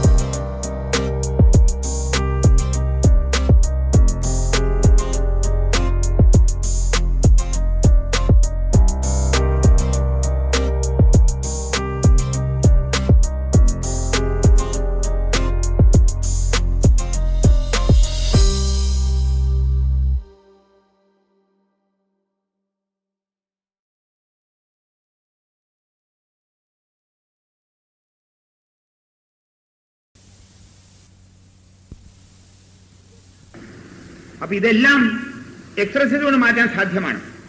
ഇവിടെ ബെൽറ്റ് ഇട്ട് വെച്ച് കെട്ടൊന്നും വേണ്ട. എല്ലാവരും നടക്കുന്നുണ്ട്. ഇവിടെ ബെൽറ്റ്, കഴുത്തിന് ബെൽറ്റ്, കണ്ണില് കണ്ണട, മൂക്കിലിത്, എന്തൊക്കെയാ നടക്കണേ. ഇപ്പൊ വലിയ പരിഷ്കാരമല്ലേ. അപ്പൊ ഇവിടെ ഒരു ബെൽറ്റ് ഇട്ടാൽ കൂടുതൽ പരിഷ്കാരമായല്ലോ. കഴുത്തിലൊരു കോളർ കൊണ്ടണം, പട്ടികമാതിരി വേണ്ടേ? എന്നാലേ പുതിയ സമൂഹത്തിൽ ജീവിക്കാൻ പറ്റുള്ളൂ. ഇതെല്ലാം പരിഷ്കാരത്തിന്റെ നല്ലതെന്ന് പറയും. ഇത് ചെയ്യാനായിട്ട് എളുപ്പ വഴി പറഞ്ഞുതരാം. ദേ ഇങ്ങനെ അകന്ന് നിൽക്കുക, കാല് വീഴരുത്, ഇങ്ങനെ നിന്നുകൊണ്ട് ചെയ്യരുത്, അകന്ന് നിൽക്കണം. എന്നിട്ട് ഇങ്ങനെ കൈ വെച്ചുകൊണ്ട് പുറകോട്ട് വളയും. വീഴരുത്. വളഞ്ഞു കൊണ്ട് കൊടുത്ത് ഞാൻ സാറിന് വളയാൻ പറഞ്ഞു, ഞാൻ വളഞ്ഞു വീണു പോയി, സാറ് തല പൊട്ടി എന്ന് പറയരുത്. വീഴാതെ വളയുക. എന്നിട്ട് ഇതേ പൊസിഷനിലേക്ക് ഇങ്ങോട്ട് വളയും. ഇങ്ങോട്ടും വളയും. എന്നിട്ട് കൈ എടുത്തിട്ട് ഇങ്ങനെ വെച്ചുകൊണ്ട് ഇങ്ങനെ ഇങ്ങനെ ചെയ്യുമ്പോൾ ഇവിടെയെല്ലാം മസിൽസ് എല്ലാം ആ പ്രത്യേക രീതിയിൽ പഴയ രീതിയിലേക്ക് അഡ്ജസ്റ്റ് ചെയ്യും. മനസ്സിലായില്ലേ? ഇത് പുറകോട്ട് വളയുക, ഇങ്ങോട്ട് വളയുക, ഇങ്ങോട്ട് വളയുക, ഇങ്ങോട്ട് തിരിയുക, ഇങ്ങോട്ട് തിരിയുക. ഇത്ര ഒരു സെറ്റ്. ഇതേമാതിരി കൈ വിട്ടും കൊണ്ട് ഇങ്ങനെ അങ്ങനെ എന്നിട്ട് രണ്ട് കൈയും പിടിക്കാം. ഇങ്ങനെ ഇങ്ങോട്ട്, ഇങ്ങനെ ഇങ്ങോട്ട്, എന്നിട്ട് കൈ ഇതിങ്ങനെ അങ്ങോട്ട്, ഇങ്ങനെ ഇങ്ങോട്ട്. അപ്പൊ ഈ എക്സർസൈസ് എല്ലാം ചെയ്യുമ്പോൾ ഇത് ഒരെണ്ണം ചെയ്താൽ പോരാട്ടോ, ഒരു 10 എണ്ണം, ഓരോന്നും 10 എണ്ണം ഞാൻ ചെയ്തോളൂ. 5ഓ 10ഓ ചെയ്യാം. ഒരെണ്ണം ചെയ്ത് കഴിഞ്ഞിട്ട് മറ്റേ ചെയ്യാം. ഇങ്ങനെ ചെയ്തു കഴിഞ്ഞാൽ ഈ നട്ടലിന്റെ ആ ഓരോ ബോൺസും പഴയ സ്ഥിതിയിലേക്ക് തിരിച്ചു വരും, അഡ്ജസ്റ്റ് ചെയ്ത് വരും. കുറെ കഴിഞ്ഞാൽ നടുവേദന ഇല്ലാതാവും. മുമ്പോട്ട് വളയരുത്, മുമ്പോട്ട് വളയരുത്. മാത്രമല്ല മുമ്പിൽ എന്തെങ്കിലും സാധനം എടുക്കുമ്പോൾ ഇങ്ങനെ എടുക്കരുത്. എടുക്കണമെന്നുണ്ടെങ്കിൽ ഇങ്ങനെ ഇരുന്നിട്ട് അത് എടുത്ത്. മനസ്സിലായോ? നട്ടലിൽ വേദനയുള്ളവരാണ് ഈ നടുവേദനയുള്ളവര്. മുമ്പോട്ട് വളഞ്ഞാൽ ചെയ്യുന്ന പണിയൊക്കെ വെറുതെയാവും. കുറെ കഴിഞ്ഞ് 5-6 മാസം കഴിയുമ്പോഴത്തേക്കും നട്ട് ശരിയായ പിന്നെ ഇഷ്ടംപോലെയോളും. പിന്നെ കമന്നും കിടക്കാം. വേറെ ഒന്നും ചെയ്യേണ്ട ആവശ്യമില്ല, സിമ്പിളായിട്ട് മാറും. ഭക്ഷണം മാറണം കേട്ടോ. ഇത് വരുമ്പോൾ ഇവിടുത്തെ മസിൽസ് ഒക്കെ വീക്കാണ്, നെർവ്സും വീക്കാണ്. ഭക്ഷണം മാറണം. ഒരു നേരം പഴവും, ഒരു നേരം പഴം, 2 നേരം ചോറ്, അല്ലെങ്കിൽ 2 നേരം പഴവും 1 നേരം ചോറായ വേഗം മാറും. ഡൽഹിയില് ഒരു 10-20-22 കൊല്ലം മുമ്പെയാണ് ബോംബെയിൽ നിന്ന് ഒരു സ്ത്രീ വന്നു. ആ സ്ത്രീയുടെ ഹസ്ബൻഡ് റിസർവ് ബാങ്കിൽ ജോലിയാ. രണ്ടുപേരും കൂടെ ലീവിന് വന്നതാ. ഒരാഴ്ച ലീവ്, ഒരാഴ്ച ഇങ്ങനെ പോകാൻ വന്ന ഉടനെ കിടപ്പായി. നട്ടലിൽ ഇവിടെ അനങ്ങാൻ വയ്യ, കിടപ്പായി കിടക്കാണ്. അപ്പോ ആൾ ഇന്ത്യ മെഡിക്കൽ ഹൗസിലെ ഡോക്ടറെ വിളിച്ചു. ഡോക്ടർ നോക്കി എന്നിട്ട് പറഞ്ഞു, 3 കശേരു സ്ഥാനം തെറ്റിക്കഴിഞ്ഞു. 3 എണ്ണം സ്ഥാനം തെറ്റിയെന്ന. അവിടെ കിടന്നോളൂ, 15 ദിവസം കിടന്നോളൂ. അത് കഴിഞ്ഞാൽ ഞങ്ങൾ വേണമെങ്കിൽ ഓപ്പറേറ്റ് ചെയ്ത് നോക്കാം, ഓപ്പറേറ്റ് ശരിയാക്കാന്ന് പറഞ്ഞു. ആപ്പാട് അപ്സെറ്റ്, ഒരാഴ്ച തിരിച്ചു പോകണം. അപ്പോഴാണ് ഈ സ്ത്രീയുടെ ചേച്ചി എന്റെ കമ്പനി ജോലി ചെയ്യുന്ന ആളുടെ വൈഫാണ്. ആ എഞ്ചിനീയർ എന്നെ വിളിച്ചു പറഞ്ഞു, വർമാസായിട്ട് ഇങ്ങനെ പ്രശ്നമുണ്ടോ വരും പറഞ്ഞു. അപ്പൊ ആരാന്ന് ചോദിച്ചു. കമ്പനിയിലെ മാനേജരാണ്. മാനേജർക്ക് ഇതറിയാമോ? അത് നോക്കൂ, നിങ്ങൾക്ക് ഒരാഴ്ചയും വീട്ടിൽ പോകണ്ടേ, അല്ലെങ്കിൽ ഇവിടെ കിടന്നോളൂ, ഞാൻ ഡോക്ടറെ വിളിക്കാം, ഇത് നോക്കാൻ പറഞ്ഞു. ശരിയെന്ന് പറഞ്ഞു. ഞാൻ ചെന്ന ഉടനെ ചോദിച്ചു, എത്ര കപ്പ് കാപ്പി കൊടുക്കണ്ടെന്ന് ചോദിച്ചു. ആശ്രയ ഒരു ദിവസത്തിൽ 20 കപ്പ് കാപ്പി കൊടുക്കേണ്ടത്. 20 കപ്പ് കാപ്പിയാണ്. 20 കപ്പ് സ്ഥാനം 22 60 സ്പൂൺ പഞ്ചാര കഴിക്കണ്ട്. ഈ പഞ്ചാരയും കാപ്പിയും കൊണ്ട് ഇവിടുത്തെ കശേരികളൊക്കെ അങ്ങോട്ട് കംപ്ലീറ്റ് വീക്കായി 3 എണ്ണം പുറത്തേക്ക് വന്നു. ഇനി 5 പുറത്തേക്ക് വരും. ഞാൻ പറഞ്ഞു, നിർത്തോ കാപ്പി എന്ന് പറഞ്ഞു. അയ്യോ എന്ന് പറഞ്ഞു. അയ്യോന്നോ? പോണോ ഒരാഴ്ച കൊണ്ട് വീട്ടില്? ആ പോണം. എന്നാ നിർത്തൂ കാപ്പി. ശരി, തലവേദന വരും, വരട്ടെ, തുണി നനച്ചുവിടുന്നു പറഞ്ഞു. അവിടെ കിടന്നു. എന്നിട്ട് മാറണ്ടേ, രോഗം മാറണ്ടേ? പഴങ്ങൾ മാത്രം കഴിക്കാൻ പറഞ്ഞു. പിന്നെ അവിടെ കരോൾ ഭാഗം സ്ഥലമുണ്ട് ഡൽഹിയിൽ. ഞങ്ങളിത് കേരൾ ഭാഗം എന്നാ പറയാം, മലയാളികളുടെ കൂടാണ് അവിടെ. അവിടെ വാഴപ്പിണ്ടി കിട്ടും. ഞാൻ പറഞ്ഞു, വാഴപ്പിണ്ടി മേടിച്ചുകൊണ്ടാൻ പറഞ്ഞു. വാഴപ്പിണ്ടി മേടിച്ചിട്ട് അത് ഇടിച്ചു പിടിക്കാൻ നീരും കുടിച്ചു. ഒരാഴ്ച കഴിഞ്ഞപ്പോഴത്തേക്കും ആദ്യം 2 ദിവസം ഭയങ്കര തലവേദനയായിട്ട് മട്ടം തിരിഞ്ഞു. പക്ഷെ ഒരാഴ്ച കഴിഞ്ഞപ്പോ അവരങ്ങനെ എണീറ്റിരുന്നു. ആ ഡോക്ടർ പറഞ്ഞ് അനങ്ങാൻ പാടില്ലെന്നാ പറഞ്ഞേ. ഒരാഴ്ച കഴിഞ്ഞപ്പോ എണീറ്റിരുന്നപ്പോ അത് കഴിഞ്ഞിട്ട് വേഗം അവിടുന്ന് എണീറ്റ് ഞാൻ പോവാന്നുണ്ട്. വേഗം വന്ന് എന്റെ വീട്ടിൽ വന്നിട്ട് ഞാൻ നിങ്ങൾ നാളെ പോവാന്നുണ്ട്, യാത്ര പറയാൻ വന്നിരിക്കാം. അപ്പൊ ഈ ഡോക്ടർ ഉടനെ രോഗിയെ നോക്കാൻ വന്നപ്പോ രോഗി എവിടെയെന്ന് ചോദിച്ചു. രോഗിയുടെ രോഗമൊക്കെ മാറി. രോഗം മാറി? എവിടെ മാറി? എങ്ങനെ മാറി? ആറ് മാറി? എന്തെന്ന്? അതൊക്കെ മാറി, ഇതൊക്കെ ശരിയായി. നടക്കെ പോയിട്ട് രോഗം മാറ്റി ആളുടെ പോയിട്ട് ഗുഡ് ബൈ പറയാം, നമസ്തേ പറയാൻ പോയിരിക്കാന്ന് പറഞ്ഞു. അപ്പൊ ഇവര് പറഞ്ഞു, അതെങ്ങനെയാ മാറിയേ? വാഴപ്പിണ്ടി കഴിച്ചിട്ട്. കേലേക്ക് ഡണ്ട അപ്പൊ മലുമേ. കേലേക്ക് ഡണ്ട എന്ന് പറഞ്ഞാൽ മനസ്സിലാവും. അവിടെ പറയാ, എനിക്ക് കുറച്ച് തരാമെന്ന് ചോദിച്ചു. എന്താണ്? 2 മാസമായിട്ട് അങ്ങനെ ആശുപത്രി കിടപ്പെടുന്ന ഒരാള് കിടക്കുക, അനങ്ങാൻ വയ്യാൾ. ഇത് കൊടുത്താൽ മാറുന്നു പറഞ്ഞുകൊണ്ട് ഇത് മുഴുവനും മാറി എന്ന് പറഞ്ഞപ്പോഴേക്കും അവർക്ക് വിശ്വാസമായില്ല. ഈ വർമ്മ സാർ എഞ്ചിനീയറാ, മാറി ശരിയാണ്, വേദനയൊക്കെ മാറി ശരിയാണ്, ഇത് മാറിയോ എന്നൊരു സംശയമല്ലേ. നേരെ ബോംബെ ചെന്ന് ഉടനെ എക്സ്റേ എടുത്തു. എക്സ്റേ എടുത്തിട്ട് ഈ 2 എക്സ്റേയും കൊണ്ട് കാണിച്ചപ്പോ ആ ബോൺ സ്പെഷ്യലിസ്റ്റ് പറഞ്ഞേ, നിങ്ങൾ ഇതിനെ എന്നെ പറ്റിക്കണേന്ന്. ഇത് രണ്ടും ഒരാളുടെ ആവാൻ സാധ്യമല്ല എന്ന്. ഡേറ്റ് ഒരാഴ്ച കൊണ്ട് വ്യത്യാസം വന്നില്ലായില്ലേ? എന്നെ നിങ്ങൾ കളിയാക്കുകയാണ്, പറ്റിക്കുകയാണ്, ഇത് ഒരാളുടെ അല്ല എന്ന് പറഞ്ഞു. അങ്ങനെ അതേന്ന് പറഞ്ഞു. അയാൾ ഇങ്ങനെ അന്തം വിട്ട് നിൽക്കുക, ഇത് എങ്ങനെയാണ് ഈ 3 എണ്ണം പ്രൊട്രൂഡ് ഇങ്ങനെ തള്ളി നിൽക്കുന്നു, അത് 3 ഉള്ളിലേക്ക് അങ്ങ് പോയി പിണ്ടിനീര് വെച്ചപ്പോ കേട്ടോ. പിണ്ടിനീരിന് ഗുണമുണ്ടെന്ന് പറയാണ്. അപ്പോ അവിടെ വേറെ ഒന്നും ഇല്ല, അതുകൊണ്ട് ആ പിണ്ടിനീര് കൊടുത്തേ. വേറെ ഒന്നും ഉണ്ടായിരുന്നില്ല, കുമ്പളഞ്ഞ പോലും കിട്ടാത്ത നാടാണ് ഈ ഡൽഹിയിൽ. എങ്ങനെയോ മലയാളികൾ വന്ന കാരണം കരോൾ ബാഗില് പിണ്ടിനീര് കിട്ടും, അത്രേ ഉള്ളൂ. അപ്പോ ബോണിന്റെ കാര്യത്തില് വാഴപ്പിണ്ടി കഴിച്ചാൽ വാഴപ്പിണ്ടി ആയിട്ടുള്ള ബോൺ ഇരുമ്പായിട്ട് മാറും കേട്ടോ, മനസ്സിലായില്ല? വാഴപ്പിണ്ടിയുടെ ഗുണം ഞാൻ ഒന്നും കൂടെ അസർട്ട് ചെയ്യാണ്. അപ്പോ ഇത് ഈ നട്ടലിന്റെ കാര്യം. ഇനി നട്ടലിന് വേറെ ചില കുഴപ്പങ്ങളുണ്ട്. അതായത് നട്ടല് ചിലപ്പോ ഈ നമ്മുടെ കുട്ടികളെ ഇന്ന് നമ്മൾ നോക്കിയിട്ടുണ്ടോ? നിങ്ങൾക്ക് എല്ലാവർക്കും കുട്ടികളെ ഇഷ്ടമാണ്. ആ കുട്ടികൾക്ക് നിങ്ങൾ ദിവസവും 15 കിലോ തൂക്കമുള്ള കുട്ടിക്ക് 5 കിലോ തൂക്കമാണ് അവരുടെ പുസ്തകം, ഇല്ലേ? ഇതല്ലേ മിനിമം 5 വേണമെന്നാണല്ലോ. 5 കിലോ തൂക്കമുണ്ട്. ആ കുട്ടികൾ പാവങ്ങള് ആ ഇങ്ങനെ കഴുത്തിലിട്ട് ഇങ്ങനെ പോകും.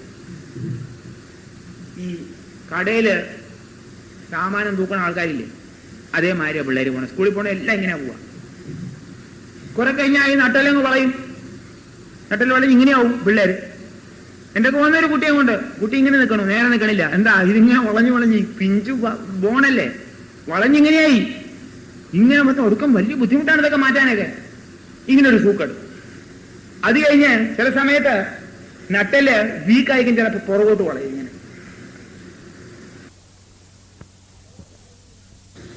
ആ പുറകോട്ട് വളയുന്നതിനാണ് ലോർഡോസിസ് എന്ന് പേര്. മുമ്പോട്ട് വളയുന്നതിന് കൈഫോസിസ് എന്ന് പേര്. ഒരുപാട് പേരുണ്ട്, പല പേരുണ്ട്, കുഴപ്പമില്ല. പിന്നെ വേറൊരു വിദ്യ കണ്ടു ഈയിടെയായിട്ട്. ഒരു 3-4 പിള്ളേരെയും കൊണ്ടുവന്നു. ഒരു ഡോക്ടറാ ഓടുന്നേ. ഡോക്ടറുടെ മകൾക്ക് ഇങ്ങനെയായി. ഇതെന്താ ഇങ്ങനെയായെന്ന് ചോദിച്ചു. അപ്പൊ ഞാൻ ചോദിച്ചു, വയസ്സ് 14-15 എന്താ ഇങ്ങനെ വന്നതെന്ന് ചോദിച്ചു. അതെ, ഈ വശം ഞാൻ ചോദിച്ചു, ഈ വശം തൂക്കിയിട്ടാണോ സ്കൂളിലേക്ക് പോകാമെന്ന് ചോദിച്ചു. അതെ, ഒരു ബാഗ് 5 കിലോ തൂക്കിയിട്ട് ഇങ്ങനെ പോവാ. അപ്പൊ ഇങ്ങനെ തൂക്കി നട്ടല്ല അങ്ങ് വളഞ്ഞു ഇങ്ങനെ ഒരു കർവച്ച് തോന്നും. ഇങ്ങോട്ട് വളഞ്ഞാൽ ഇങ്ങോട്ട് വരും, ഇവിടെ. അപ്പൊ ഇങ്ങനെ ഇതിന് scoliosis, left scoliosis, right scoliosis ഇത് പേരുണ്ട്. അപ്പൊ ഇത്തരം ബാക്ക് ബോൺ ഇങ്ങനെ വന്നു കഴിഞ്ഞാൽ ഒരു ചികിത്സയും ഒരിടത്തും ഇല്ല, വലിയ ബുദ്ധിമുട്ടാണ്. ഇതിന് കറക്റ്റീവായിട്ടുള്ള എക്സർസൈസ് മാത്രമേ ഉള്ളൂ. അതിന് ചില യോഗാസനങ്ങളും പെടും. ഇപ്പോ ഞാൻ ഓരോന്ന് കാണിച്ചു തരാം. ഇപ്പൊ നിങ്ങളുടെ ഇവിടെ ഉണ്ടോന്ന് അറിയില്ല, വരാൻ പോണേ ഉള്ളൂ. നിങ്ങളുടെ പിള്ളേരെല്ലാം വലുതാകുമ്പോഴത്തേക്കും എല്ലാത്തിനും നട്ടലിന് എന്തെങ്കിലും കുഴപ്പം വരും. ഈ സമ്പ്രദായം നിർത്തിയില്ലെങ്കിൽ ലോകത്തൊരിടത്തുമില്ല ഈ കുട്ടികളെ ഭാരം ചുമപ്പിക്കുന്ന പരിപാടി. സർവ്വടത്തും അമേരിക്കയിലും ഇംഗ്ലണ്ടിലും റഷ്യയിലും സൗദി യൂറോപ്പിലും ഒക്കെ കുട്ടികളെ ഭാരം ചുമപ്പിക്കല്ലേന്ന് പഠിപ്പിക്കും. 1-ാം പാഠം പഠിപ്പിക്കാൻ ഗൈഡ്. ഇതാണ് സ്ഥിതി. അപ്പൊ നമ്മുടെ കയ്യിൽ ഒന്നുമില്ലേ? ഈ കുട്ടികളോട് ഇത്രയും പുസ്തകം കൊണ്ട് ചുമന്ന് വരാൻ പറയാണ്. ഞാൻ സ്കൂളിൽ പഠിക്കുമ്പോൾ ആ മാഷൊക്കെ എല്ലാം അറിയാം, കണക്കറിയാം. ഇന്ന് കണക്ക് പഠിക്കുന്ന മാഷ് ഒന്നും പഠിപ്പിക്കില്ല. ഞാൻ മലയാളം മാത്രമേ പഠിപ്പിക്കുള്ളൂ, ഞാൻ കണക്ക് മാത്രം, ഞാൻ സോഷ്യൽ സ്റ്റഡീസ്. എന്നാ ഇത് എല്ലാം അറിയുന്ന മാഷന്മാരെ നമ്മുടെ മുമ്പിൽ നിൽക്കണത്. ഞാൻ കുട്ടിക്കാലത്ത് പഠിച്ച 1-ാം പാഠത്തിൽ ഇതൊക്കെ എല്ലാം അറിയാവുന്നവർക്ക് സർവ്വം അറിയാം. ഇത് ഒരു സാധനം മാത്രമേ പഠിക്കുള്ളൂ, സ്പെഷ്യലൈസേഷൻ ആണ് സ്കൂളിൽ. സോഷ്യൽ സ്റ്റഡീസ് 1-ാം പാഠം, സോഷ്യൽ സ്റ്റഡീസ് 1-ാം പാഠത്തിൽ 1-ാം ക്ലാസ് പിള്ളേർക്ക് സോഷ്യൽ സ്റ്റഡീസ്, ചരിത്രം, ഭൂമിശാസ്ത്രം, സയൻസ്, മറ്റത് മറിച്ചത് എന്തൊക്കെയാ. ഇപ്പൊ കമ്പ്യൂട്ടർ പോലും എന്തൊക്കെയോ പഠിപ്പിക്കുന്നു. വേണം പിള്ളേരിങ്ങനെ കടന്ന് ചക്രശ്വാസം വലിക്കാം. അതിന്റെ കൂടുതൽ ഈ തൂക്കവും. അപ്പോ ഇങ്ങനെ ബോൺസ് ഒക്കെ ഇനി വരുന്ന ഒരു 10-15 കൊല്ലത്തിനകം കേരളത്തിലുള്ള അനവധി കേസ്, ആയിരക്കണക്കിന് കുട്ടികൾക്ക് നട്ടലിന് കേട് വരുന്നുള്ളത് ഞാൻ ഇപ്പൊ എഴുതിത്തരാം. ഒരു പക്ഷെ അന്ന് ഞാൻ ജീവിച്ചിരിപ്പുണ്ടെങ്കിൽ എനിക്കറിയാം. പക്ഷെ റിപ്പോർട്ടൊന്നും പുറത്തു വരില്ല. ഈ രോഗമൊക്കെ പുറത്തു പറയുക, അവിടെ കിടക്കുകയുള്ളൂ. അപ്പോ ഇതാണ് നമ്മുടെ ശരീരത്തിന്റെ സ്ഥിതി. എന്താ ഇതിന് എക്സർസൈസ് ഉണ്ട്, പറഞ്ഞുതരാം. ഇപ്പോ ഇങ്ങനെയുള്ള നിൽക്കാണ് കുട്ടി, ഇങ്ങനെ നിൽക്കുക. ആ നട്ടല് വളഞ്ഞുപോയി. അത് നേരെ ആക്കാനായിട്ട് നേരെ എതിരുള്ള എക്സർസൈസാ ചെയ്യേണ്ടത്. മനസ്സിലായില്ലേ? ഇങ്ങനെ നിൽക്കുന്നത് എക്സർസൈസ് എന്തായിട്ടുണ്ട്? പുറകോട്ടുള്ള എക്സർസൈസ്. അതിങ്ങനെ നിന്നുകൊണ്ട് പുറകോട്ട് ഇങ്ങനെ പതുക്കെ വളയാം. പതുക്കെ വളഞ്ഞാൽ മതി, അല്ലെങ്കിൽ ഒടിഞ്ഞു പോകും കേട്ടോ. പിടിച്ചു വളക്കരുത്, പിള്ളേരെ പിടിച്ചു പതുക്കെ ഇങ്ങനെ വളയാം.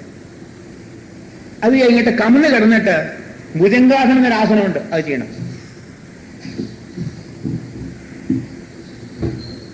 ഇങ്ങനെ കിടന്ന് ഇങ്ങനെ മേലോട്ട് വളയും, ഇങ്ങനെ മുമ്പോട്ടുള്ള വളവ്. ഇനി പുറകോട്ടുള്ള വളവോ ഇങ്ങനെ ലോർഡോസ് ആയാലോ അതിന് അതേമാതിരി തിരിച്ച് എക്സർസൈസ് ചെയ്യാം. മനസ്സിലായില്ലേ? മുമ്പോട്ട്. മനസ്സിലായില്ലേ? എക്സർസൈസ് മൂട്ട് ചെയ്യണം. ഇങ്ങനെയുള്ള കുട്ടികൾക്കാകുമ്പോൾ വേഗം നടക്കൂത്. അവരുടെ എല്ല് വേഗം ടെൻഡറാണ്, വേഗം ശരിയാക്കാൻ പറ്റും. അവരിങ്ങനെ ഇങ്ങനെ നിന്നുകൊണ്ട് പതുക്കെ ഇങ്ങോട്ട് ഇങ്ങനെ ഇങ്ങനെ എടുക്കും. അത് ഇങ്ങോട്ട് മലന്ന് കണ്ടിട്ട് മേപ്പോട്ട് തിരി വന്നിട്ട് ഇങ്ങനെ എണ്ണിക്കാന്നു, ഇങ്ങനെ എണ്ണിക്കാന്നു. അപ്പൊ ആ നട്ടലിന്റെ പുറകോട്ടുള്ള വളവും മാറും. ഇത്രയും ലളിതമായ എക്സർസൈസ് മതി, കോംപ്ലിക്കേഷൻ ഒന്നുമില്ല. ഇത്തരം കേസ് വരുമ്പോ എന്നിട്ട് ആധുനിക വൈദ്യശാസ്ത്രം പറയുന്നത് ഇരുമ്പ് ചട്ട ഇടൂ, കുറക്കെ ഇങ്ങനെ നേരെ ആയിക്കോളുന്നു. ഇരുമ്പ് ചട്ട ഇങ്ങനെ ഇടുക, നേരെ ആവണ്ട എങ്ങനെയാ? ഇനി നട്ടല് ഇങ്ങനെ അങ്ങ് വളഞ്ഞു, ഈ പുറകില് ഇങ്ങോട്ട് വളഞ്ഞു, ഇങ്ങോട്ട് രണ്ടു വളവുണ്ട്. അപ്പൊ ഇങ്ങോട്ട് വളവുണ്ടെങ്കിൽ എന്ത് ചെയ്യണം? അതിന് ആലോചിച്ച് നോക്കൂ. തിരിച്ച് എക്സർസൈസ് ചെയ്താൽ മതി, സിമ്പിൾ എക്സർസൈസ്. അതെ, ഇപ്പൊ ഈ എന്റെ നട്ടലിതേ ഇവിടുന്ന് ഇങ്ങനെ ഇങ്ങനെ വളഞ്ഞേക്കാണ് പുറകില്. അപ്പൊ ആ വളഞ്ഞ് നിൽക്കാണ്ട് ഞാൻ എന്ത് ചെയ്യണം? ഇങ്ങനെ ചെയ്താൽ മതി. സിമ്പിൾ. ഇത്രയും സിമ്പിൾ എടുത്ത് എക്സസൈസ് ചെയ്യാൻ പാടില്ലേ? വെറുതെ ചെയ്തോളൂ. ഇങ്ങനെ ചെയ്ത ഒരു ദിവസം പോരാ, ഒരുപാട് തവണ ചെയ്യണം. ഇങ്ങനെ പിടിച്ചുകൊണ്ട് അവിടെ നിൽക്കൊന്നും വേണ്ട. കുറേശ്ശെ ആയിട്ട് ചെയ്ത് ആ നട്ടിൽ നേരെ ആവുന്നവരെ. ഇങ്ങോട്ട് ചെയ്യരുത്. എക്സർസൈസ് ഇങ്ങോട്ട് ചെയ്തില്ലേ, നീ ഇങ്ങോട്ടും ചെയ്യണമെന്ന് വിചാരിക്കരുത്. ഇങ്ങോട്ട് ചെയ്ത പണി വെറുതെ ആവും. അപ്പൊ ഇങ്ങോട്ട് എക്സർസൈസ് ചെയ്തിട്ട് അത് മാറ്റാം. നീ ഇങ്ങോട്ട് വളർന്നുണ്ടെങ്കിൽ ഇങ്ങനെ തിരിക്കുക.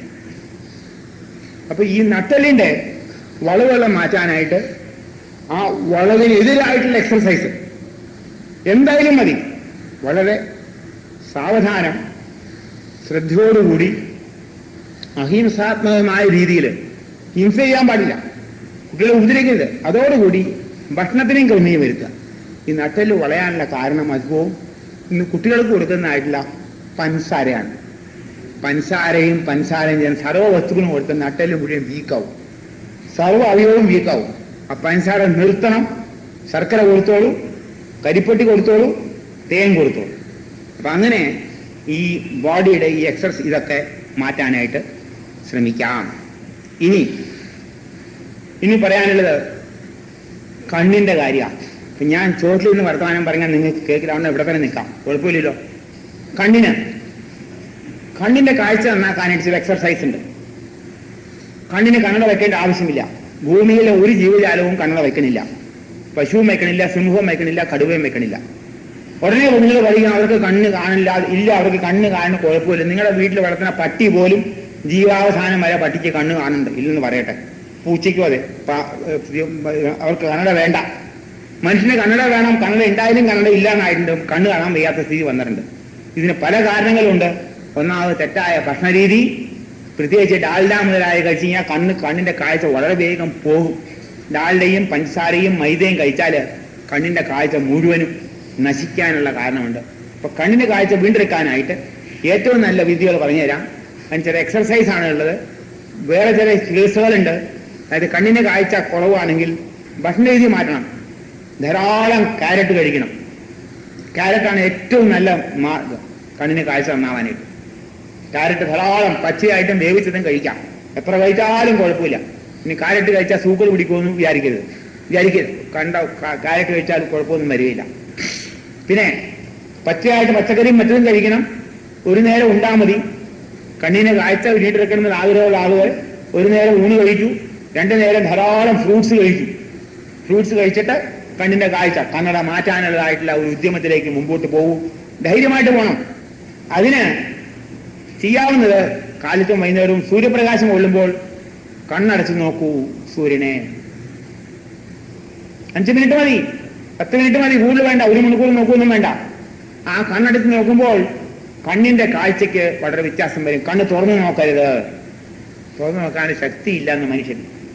ഭൂമിയില് മനുഷ്യന്റെ കണ്ണ് വളരെ മോശമായിട്ടാ വരും. ദിവസം തോറും കുറഞ്ഞാ വരണം. ഇന്ന് കുട്ടികൾക്ക് പോലും കണ്ണ വയ്ക്കുന്നുണ്ട്. 5-6 വയസ്സായ പിള്ളേര് കണ്ണ വെച്ച് നടക്കുന്നുണ്ട്. ഇന്ന് കണ്ടാൽ അത് കാണുമ്പോൾ അച്ഛനോ അമ്മയ്ക്കോ ഒരു യാതൊരു വിഷമവുമില്ല. സമൂഹ സ്നേഹികൾക്കും വിശ്വാസമില്ല. ഭരണകർത്താക്കൾക്കും വിഷമം തോന്നണില്ല. കന്നഡ കണ്ടുപിടിച്ചു, അതുകൊണ്ട് എന്റെ കുട്ടി കണ്ണ് കണ്ണുന്നാ പറഞ്ഞേ. ഞാൻ ചോദിച്ചപ്പോ കന്നഡ കണ്ടുപിടിച്ചില്ലെങ്കിൽ എന്റെ കുട്ടിക്ക് കണ്ണ് കാണുന്നതായിരിക്കണേ. ഇതെങ്ങനെ വന്നു എന്നൊന്നും പറയാതെന്താ? ഇതെങ്ങനെ വന്നു എന്നുള്ളത് പറയണില്ല. ആ കുട്ടിക്ക് കൊടുക്കുന്ന തെറ്റായ ഭക്ഷണം കൊണ്ടാണ് ഇത് വന്നതെന്നുള്ളത് തെറ്റാണ്. ഞാനിത് എന്റെ കുട്ടികൾക്ക് നോക്കി ഇതുവരെ കണ്ട വച്ചിട്ടില്ല. ഞാനും കണ്ട വച്ചില്ല, വെക്കേണ്ടി വന്നില്ല. ഇനി വരുമെന്ന് അറിയില്ല. 10-35 കൊല്ലം തെറ്റായിട്ടാ ജീവിച്ചേ. അപ്പൊ ഇനി വയ്ക്കുമോന്ന് വേണ്ടി അറിയില്ല. വയസ്സ് 72 ഇതുവരെ കൊണ്ടുപോകണം. ഇപ്പോഴും ഹിന്ദു പേപ്പറിന്റെ ഏറ്റവും ചെറിയ അക്ഷരം പോലും വായിക്കാൻ കന്നഡ വേണ്ട. കന്നഡ ഇല്ലാട്ടോ, വേണ്ടെന്നല്ല. ഇനി ഒരു ചോദ്യം ഉണ്ടോന്ന് ചോദിച്ചു ഉടനെ. കണ്ട വേണ്ട പറഞ്ഞാൽ കണ്ട വച്ചിട്ടുണ്ടോന്ന് ചോദിച്ചു ഉടനെ. ഇല്ലേ, കന്നഡ വേണ്ട. അപ്പൊ കണ്ണിന് വാസ്തവര് കാഴ്ച നീണ്ടേക്കാനായിട്ട് ഏറ്റവും നല്ലതാണ് സൂര്യപ്രകാശം കണ്ണിൽ കൊള്ളിക്കുക. ഞാനും എപ്പോഴും സൂര്യപ്രകാശം കൊള്ളുമ്പോൾ കണ്ണടച്ച് നോക്കും കുറെ നേരം. ഇതിന് പുരുഷസൂക്തത്തിൽ പോലും ഒരു മന്ത്രമുണ്ട്. ചന്ദ്രമാ മനസോജാത ചക്ഷസൂര്യോ അജായത മുഖാദിന്ദ്രശ്ച അഗ്നിശ്ച പ്രാണാദ്വായോരജായത. പുരുഷസൂക്തത്തിലുള്ളതാണ്. പ്രധാനമായൊരു മന്ത്രമാണിത്. അതായത് ആ പുരുഷന്റെ, മഹാപുരുഷന്റെ കണ്ണിൽ നിന്നാണ് സൂര്യനുണ്ടായേ. കണ്ണിൽ നിന്നാണ് സൂര്യനുണ്ടായെന്ന് പറയുന്നുണ്ട്. മനസ്സിൽ നിന്നാണ് ചന്ദ്രനുണ്ടായെന്ന് പറയുന്നുണ്ട്. ചന്ദ്രന്റെയും സൂര്യന്റെയും പ്രഭാവത്തെ പറ്റി വിസ്തരിക്കുകയാണ്. ഇതിന് വേറൊരർത്ഥമുണ്ട്. നിങ്ങളുടെ കണ്ണിന് എന്തെങ്കിലും വിഷമമുണ്ടെങ്കിൽ അതിന്റെ ദേവനാണ് സൂര്യൻ. മനസ്സിലായില്ലേ? നിങ്ങളുടെ കണ്ണ് മഹാവിഷ്ണു നമ്മൾ കണ്ടിട്ടില്ല. മഹാവിഷ്ണുവിനെ പറ്റിയാ പ്രപഞ്ചനാഥനെ പറ്റിയാ പറഞ്ഞത്. അപ്പൊ നമ്മുടെ കണ്ണിന് എന്തെങ്കിലും വിഷമമുണ്ടെങ്കിൽ അതിനുള്ള മരുന്നാണ് സൂര്യൻ. നിങ്ങളുടെ മനസ്സിന് എന്തെങ്കിലും വിഷമമുണ്ടെങ്കിൽ അതിനുള്ള മരുന്നാണ് ചന്ദ്രൻ. ചന്ദ്രനും നിങ്ങളുടെ മനസ്സുമായിട്ട് അഭേദ്യമായ ബന്ധമുണ്ട് എന്ന് പറയുന്നുണ്ട്. അതാണ് വാവെടുക്കുമ്പോൾ കുഴപ്പം വരുന്ന കണ്ടിട്ടുണ്ടോ? പലർക്കും വർത്തമാനം കൂടുതൽ പറയില്ലേ ആൾക്കാര്? വാവെടുക്കുമ്പോ ഭ്രാന്തന്മാര് ഇല്ലേ? പലരും ചോദിക്കും, എന്താ വാവെടുത്തോ അധികം വർത്തമാനം പറയണല്ലോ എന്ന് ചോദിക്കും. അപ്പൊ നമ്മുടെ മനസ്സിന്റെ ദേവനാണ് ചന്ദ്രൻ. സൂര്യനാണ് നമ്മുടെ കണ്ണിന്റെ ദേവൻ. അപ്പൊ ആ സൂര്യനെ നമ്മൾ ഉപാസന എടുത്തഴിഞ്ഞാൽ, ആ കണ്ണെടുത്ത് നോക്കി കഴിഞ്ഞാൽ കണ്ണിന് കാഴ്ചക്ക് വളരെ വ്യത്യാസം വരും. അതൊന്ന്. രണ്ടാമത്, വേറെ ക്യാരറ്റോ ഉരുളൻകിഴങ്ങോ ഏതെങ്കിലും കിട്ടിയാല് വെള്ളം കൂട്ടാതെ അരച്ചിട്ട് കണ്ണിന്റെ മുകളിൽ ആ പേസ്റ്റ് വെക്കുക. എന്നിട്ട് തുണി കൊണ്ട് കെട്ടിക്കിടക്കുക രാത്രി കിടക്കുമ്പോൾ. അപ്പൊ ആ തണുപ്പ് കൊണ്ട് കണ്ണിന്റെ കാഴ്ചക്ക് വ്യത്യാസം വരും. ഒരു ദിവസം കൊണ്ട് വരില്ല കേട്ടോ. ചോദിക്കരുത് എത്ര ദിവസം വേണമെന്ന് ചോദിക്കരുത്. ദിവസമല്ല, മാസങ്ങൾ പിടിക്കും. വർഷങ്ങളായിട്ട് തെറ്റായി ഇതുകൊണ്ടാണ് നിങ്ങൾ കണ്ണട വച്ചേക്കണത്. മാസങ്ങൾ പിടിക്കും. ഇനി കണ്ണിന് ചില വ്യായാമങ്ങളുണ്ട്, അത് ചെയ്യണം. ആ വ്യായാമമാണ് ഞാൻ കാണിക്കാൻ പോണത്. അതായത്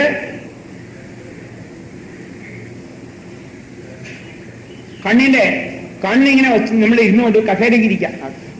കസേരെല്ലാം ഒന്നുമില്ല, വേണ്ട.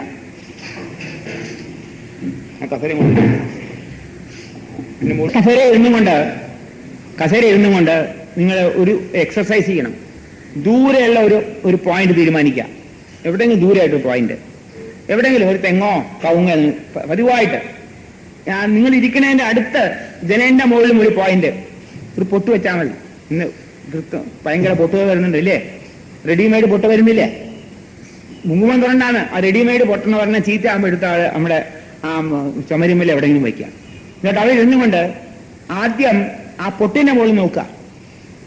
കുറേ നോക്കി കഴിഞ്ഞാൽ പിന്നെ ദൂരെയുള്ള ആ പോയിന്റ് നോക്കുക. പിന്നെ ആദ്യം പൊട്ട് നോക്കുക, പിന്നെ ദൂരെയുള്ള പോയിന്റ് നോക്കുക. ഇങ്ങനെ ഒരുപാട് തവണ മാറി മാറി നോക്കുമ്പോൾ ഈ കണ്ണിന്റെ അകത്തുള്ളതായിട്ടുള്ള മസിൽസിനൊക്കെ ചലനം കിട്ടും, മാംസപേശി ചലനം കിട്ടും. ഇത് ഡോക്ടർ ബേറ്റ്സ് പറഞ്ഞ ഒരു അമേരിക്കൻ കണ്ടുപിടിച്ചതാണ്. എന്റെ കണ്ടുപിടുത്തമല്ല, എനിക്ക് ക്രെഡിറ്റ് വേണ്ട. ഡോക്ടർ ബേറ്റ്സിനാണ് ക്രെഡിറ്റ് മുഴുവൻ പോകേണ്ടത്. അപ്പൊ ആ കണ്ണിന്റെ അക്കോമഡേഷൻ സ്പിരിറ്റ് വരും, അക്കോമഡേഷൻ ആയിട്ട് വരും. കുറെ കഴിഞ്ഞാല് ആ കണ്ണിന് ആ കാഴ്ചക്കുള്ള വ്യത്യാസം വരും. പിന്നെ അത് കൂടാതെ നിങ്ങൾ ഒരു മേശ ഇട്ടിട്ട് ആ മേശയുടെ മുകളിൽ ആ കയ്യും വെച്ചിട്ട് ഇങ്ങനെ ഇടുക. ഈ കയ്യ് മേശയുടെ മുകളിൽ വരണം, ഇങ്ങനെ ഇടുക ഫ്രീ ആയിട്ട്. അപ്പൊ കണ്ണിന്റെ ഐബോൾസ് ഫ്രീ ആയിട്ട് ഇങ്ങനെ വീഴും. ഈ കണ്ണിന്റെ ഐബോൾസ് ഫ്രീ ആയിട്ട് വീഴുമ്പോഴാണ് അതിന് വിശ്രമം കിട്ടുന്നത്. അതാണ് കമന്ന് കിടക്കുമ്പോൾ മാത്രമേ നിങ്ങൾ കണ്ണിന് കാഴ്ചക്ക് വ്യത്യാസം വരികയുള്ളൂ. മലന്ന് കിടന്നാൽ വരില്ല. മലന്ന് കിടന്നാൽ ഐബോൾ ഇങ്ങനെ പുറകോട്ടാ വീഴും, അതിന് വിശ്രമമില്ല. കമന്ന് കിടന്നാൽ നിങ്ങൾ നട്ടലിന് പോലും വിശ്രമം കിട്ടും. മറ്റൊരു മലന്ന് കിടക്കുമ്പോൾ നട്ടലിന്റെ മുകളിലാണ് സകല വെയിറ്റും വരണത്. ഈ നമ്മുടെ ഇതും വയറിലും കഴിച്ച ഭക്ഷണവും 4 കിലോ ഭക്ഷണം കഴിച്ചാൽ അതും എല്ലാം കൂടെ നട്ടലിന്റെ മുകളിലാണ് വരിക. നട്ടലിന് പൂർണ്ണ വിശ്രമം കിട്ടുമെങ്കിൽ കമന്ന് കിടക്കാൻ പറഞ്ഞതിന്റെ കാരണം ഇതാണ്. കമന്ന് കിടക്കുമ്പോൾ ഐബോൾസും കീഴ്പോട്ട് വരും. ഇത് കീഴ്പോട്ട് വീഴാൻ വേണ്ടത്, ഇങ്ങനെ വീഴണം, ഫ്രീ ആയിട്ട് വീഴാം. സമയം കിട്ടുമ്പോഴൊക്കെ ചെയ്തോളൂ. അപ്പൊ ഐബോൾ കംപ്ലീറ്റ് ഫ്രീ ആയിട്ട് വരുമ്പോൾ ആ മസിൽസിനൊക്കെ ഒരു വിശ്രമം കിട്ടും, റിലാക്സേഷൻ കിട്ടും. ഇത് ചെയ്യാം. അത് കൂടാതെ ആ മേശയുടെ മുകളിൽ കൈ വെച്ചിട്ട് ഇതിങ്ങനെ പിടിക്കാം. എന്നിട്ട് തല ഇങ്ങനെ അങ്ങ് നീക്കുക, ഇങ്ങനെ നിൽക്കുക. ഈ കൈ വെച്ചിട്ട് ഫോഴ്സ് ചെയ്തിട്ട് നിൽക്കുക. കയ്യ് തല നോങ്ങാൻ അനുവദിക്കരുത്, തല ഇങ്ങോട്ട് നീക്കണം. പക്ഷെ തല നീക്കുന്ന സമയത്ത് ഇതിനെ തല നീക്കാൻ സമ്മതിക്കരുത്, ആ റെസിസ്റ്റൻസോട് കൂടി നിൽക്കണം. എന്തിനാന്ന് പറയാം, ഈ ഇവിടെയുള്ള മസിൽസിനെല്ലാം കണക്റ്റഡ് ആയിട്ട് നമ്മുടെ കണ്ണിനുള്ളിലുണ്ട്. ഈ ഡോക്ടർ ബേറ്റ്സാണ് കണ്ടുപിടിച്ചത്. ഈ മസിൽസിനല്ലോ എല്ലാം കണക്റ്റഡ് ആണ്, എല്ലാ മസിൽസും കണക്റ്റഡ് ആണ്. പക്ഷെ ഈ കഴുത്തിലെ മസിൽസിന്റെ നമ്മുടെ കണ്ണിലെ മസിൽസായിട്ട് നല്ല അടുത്ത ബന്ധമുണ്ട്. അപ്പൊ ഇങ്ങനെ ചെയ്യുമ്പോൾ ആ മസിൽസിന്റെ മുകളിൽ ഒരു ചലനം വരും. ആ ചലനം വരുമ്പോൾ കണ്ണിന്റെ കാഴ്ചക്ക് വ്യത്യാസം വരും. അപ്പോ ദൂരെയുള്ള പോയിന്റ് അടുത്തുള്ള പോയിന്റ് നോക്കുക, ഇങ്ങനെ നോക്കുക. പാമിംഗ് എന്ന് പറയും. ഇത് എക്സസൈസ്. ഇത് കൂടാതെ ഒന്നും കൂടെ ഉണ്ട്. എല്ലാവർക്കും ഡാൻസ് ചെയ്യാൻ അറിയാം. ആ ഡാൻസ് നമ്മൾ ചെയ്താൽ മതി. നടു റോഡിൽ ഇത് ചെയ്യരുത്. ഇങ്ങനെ ചുമ്മാ ഇങ്ങനെ ചെയ്താണ്. മുഴുവൻ തിരിയണം, പകുതി ഇങ്ങനെ തിരിയരുത്. ഇങ്ങനെ മുഴുവൻ ഇങ്ങോട്ട് തിരിഞ്ഞോളൂ. കംപ്ലീറ്റ് റൊട്ടേഷൻ ഇങ്ങോട്ട് ചെയ്യാം. കഴുത്തും തിരിയണം. ഇങ്ങനെ ചെയ്ത് കഴിഞ്ഞാൽ ഈ കഴുത്തിലെ മസിൽസും നിങ്ങളുടെ കണ്ണിലെ മസിൽസും ആയിട്ടുള്ള ചലനം വരും. കണ്ണിന്റെ കാഴ്ച കുറേശ്ശെയായിട്ട് മുമ്പോട്ട് നീങ്ങും. കണ്ടുപിടിച്ച ഡോക്ടർ ബേസ് കി ജയ്. എനിക്ക് ജയ വേണ്ട, വളരെ നല്ല മനുഷ്യൻ. ഇങ്ങനെയുള്ളതായിട്ടുള്ള ഡോക്ടർ ബേറ്റ്സ് പറഞ്ഞിട്ട് ഇംഗ്ലണ്ടില് ഹാരി ബെഞ്ചമിൻ എന്ന ഒരാള് ഒരു വലിയ ഒരു പ്രകൃതിസനാണ്. അദ്ദേഹത്തിന്റെ ലെൻസ് -18 ആയിരുന്നു. -18, ഞാൻ അപ്പുറം ഇല്ല. അത് മുഴുവൻ മാറ്റിയെടുത്തിട്ട് 0 വരെ വന്ന് അങ്ങനെ 90 വയസ്സ് വരെ ജീവിച്ചു. കണ്ണും കൊണ്ട് ഭക്ഷണം മാറ്റിയിട്ടോ. ഭക്ഷണം മാറ്റണം. ചുമ്മാ അതിൽ നിന്നിട്ട് കണ്ണ് വാഴ പറയുന്നത് ഡാളുടെയും പഞ്ചസാരയും മൈദയൊക്കെ തിന്നുകൊണ്ട് ഇതൊക്കെ ചെയ്താൽ ഒരു ഗുണവും കിട്ടില്ല. അതൊക്കെ നിർത്തണം. ഭക്ഷണ രീതി മാറ്റിയിട്ട് ഇതുമാതിരി എക്സർസൈസ് ചെയ്താൽ നിങ്ങളുടെ കണ്ണിനും കാഴ്ച വർദ്ധിക്കും. 1 കൊല്ലം പിടിച്ചാലും 2 കൊല്ലം പിടിച്ചാലും ചെയ്യൂ. കുട്ടികളുടെ കണ്ണ് കേടുവരുത്താതിരിക്കാൻ നമ്മൾ ശ്രമിക്കൂ. അവരെ രക്ഷിക്കേണ്ട ചുമതല നമുക്കുണ്ട്. അവർക്ക് ജീവാവസാനം വരെ കണ്ണ് വേണം. കണ്ണില്ലാത്തവന് ജീവിക്കരുത് കാര്യമില്ല. വലിയ ബുദ്ധിമുട്ടാണ്. കണ്ണില്ലാതെ വന്നാൽ പരാശ്രയമാണ് വരുന്നത്. അതുകൊണ്ട് ഇത് വരാതിരിക്കാനായിട്ട് കുട്ടികളുടെ ഭക്ഷണത്തിൽ നമ്മൾ ശ്രദ്ധിക്കൂ.